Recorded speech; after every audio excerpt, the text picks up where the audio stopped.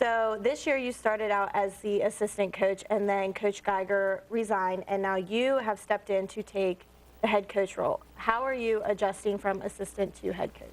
The biggest adjustment for me is my role with the players, whereas before we had a good cop, bad cop relationship, and now I was the good cop, now I have to play bad cop a little more. That's been my biggest adjustment as a coach, but it hasn't been too bad. So now, where were you before you ended up here at Westminster? I played 4 years of college lacrosse at Aurora University in the western suburbs of Chicago. While I was there, we had a lot of success, played in the Sweet 16 3 times, went to 4 NCAA tournaments, all that. So after that, I went and coached at Aurora University for a year. I was doing strength and conditioning with the USHL hockey team, juniors hockey, coaching college lacrosse. I realized if I really wanted to do it, I had to get my master's. So I went and got my master's in educational leadership from Heidelberg University. So I was there for 2 years before I came here and saw the opportunity to come here, and Coach Geiger hired me.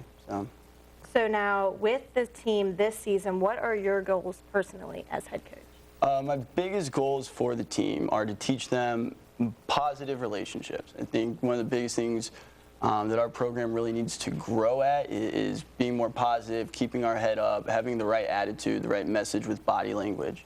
The second thing that I really want them to work on is consistent work ethic. I think it's one thing to be a college athlete, you have to work out, you have to go to the weight room. You have to do that consistently, and you have to know what you're doing. And teaching them how to do that consistently is big for us right now. And then last is commitment to something bigger than ourselves. It's no good to sit there and say, I play lacrosse at Westminster, and that's it. You got to be committed to that, committed to the college, committed to the rest of the athletic teams. That's my biggest goals for the team. So last year, they ended the season 6-8. So what can we expect from the team coming in this season? We hope to see an improvement in record, but our biggest goals right now on the field are to win 5 of our last 7 games and go to the conference playoffs, something we've never done in the history of our program. We've talked a lot about doing things that we've never had the ability to do. So winning 5 of our last 7, getting into the conference playoffs is really all that we're talking about right now, expectation-wise. So now, you didn't get to do a lot of recruiting with this freshman class that you have now, but what can you expect and what can we expect to see from them?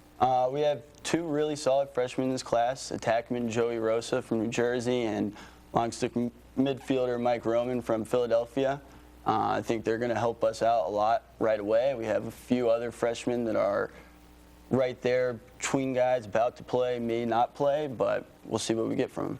So now, also with that, you have a few seniors that will be leaving the program this year. What will they leave behind? I think the biggest thing that they'll leave behind is the idea that they built something. They were the first group here. Ryan Shorts, Carter Hall, Matt Trella have started every game in the history of the program. To know that they were the true building blocks, the foundation of this program, I think that is something we will talk about moving forward. Matt Trella wears number 99. That's a number in our program that players vote on who gets to wear that. So that's something that we will keep going, that they started. So now, do you have a team motto going into this season? Just be good people is what we tell our guys all the time. Be good people. Don't go out of your way to wrong somebody. If you're going to do anything, be sure it's in the best interest of yourself and everyone else that you're involved with. So now, what are some strengths and weaknesses that you've seen so far? Our strengths are that we're athletic. We have good sticks, we're athletes, we're strong. And our biggest weakness is knowing where to be on the field right now. I'd say our attitudes can be more positive. Sometimes there's head down. Guys feel bad when they don't have success that they want, which is an acceptable response, but it's how do you handle that emotion? I think that's our biggest negative, something we're working on as a group, is handling our emotions in positive ways. So now you also have a new assistant coach that's come in. What will he help you with mostly? One of our biggest things that we want to do as a program is recruit the Pacific Northwest. Ryan Stowe, our new assistant, is from Portland, Oregon.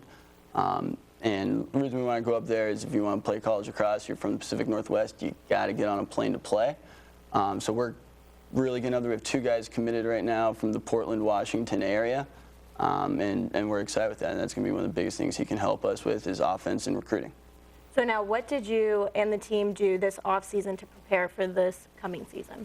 So this is really the first year. Like I said, one of my backgrounds is exercise science.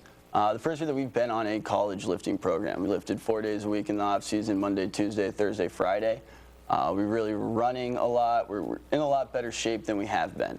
Still room to grow. Obviously, after 2 months in the weight room, in 3 months, you're not going to be huge.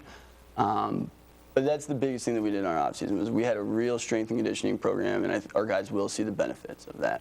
So now your first game is coming up in 2 weeks. February 16th, you are at Heidelberg. And so how are you preparing for that new opponent that you've never seen or this team has never seen? It's not about who we play. Right now, this is the first year that we're going to add a shot clock, 80 seconds from change of possession to you have to get a shot on cage. It's all about us. It's all about can we handle the systems that we've put in place, how efficient are we going to be at those, and how bad do we want to just go out there and play. That's the biggest thing that we're focusing on right now. It has nothing to do with who we're playing, when, where. It's all about what we're doing as a program right now. So in your schedule, a big bulk of your first few games are just regular games, and then towards the end, it is more pack games. So how are you going to prepare through the entire season for those pack games at the end? Our biggest thing, like I said, is win 5 of our last 7, go to the conference playoffs, and we're playing some pretty talented teams early on, and we're playing some teams that can play a little, that we can beat potentially, but we're trying to get exposed, honestly, in those first few games. I want teams to say, oh, there's a glaring weakness on our team, and let's address those and be ready for pack play, rather than we start pack play and say, oh, wow, and we take 2 steps behind. So that's our biggest adjustment for the season. So now, do you have any players specifically you would like to see step up this season? I'm really looking forward to seeing what Shane Fisher can do. He had a great freshman year, and we've talked about how we can avoid the sophomore slump and how we can skyrocket to the next level. I also am looking forward to seeing Jack Granahan. Jack lost about 20 pounds this offseason. He's a lot more fit, a lot more in shape. He really has the attitude that we're looking for. So there's 2 sophomores, and we are relying on younger guys. We have 5 seniors, but the bulk of our team, sophomore and freshman right now. So, well, good luck the rest of the season, and thank you for joining us on Coach's Corner, and thank you for joining us this week on Coach's Corner.